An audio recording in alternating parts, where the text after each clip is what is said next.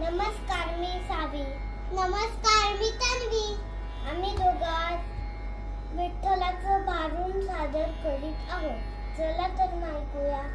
ए सोनाबाई, सोनाबाई, सोनाबाई, चलतेस का माझ्या बरोबर? कुठं कुठं कुठं कुठं? मी चालले मसनात मरायला. येते मसनात मरायला? मी चालले पंढरपूरला. मग चल.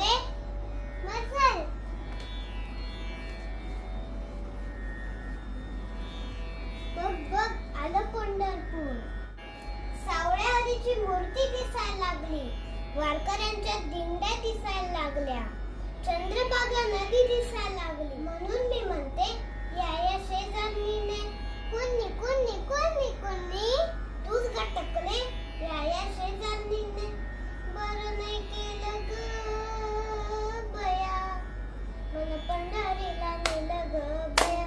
मला पंढरीला नेलं ग बया. मला पंढरीला नेलं ग बया.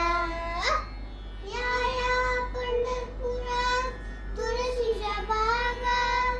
मला नाही इथे बसायला जागा. आता मला सांग की इथे तुळशीच्या बागा का आहेत? नाही माहिती. कारण की विठ्ठलाला तुळस लई लई लई लई लई आवडते.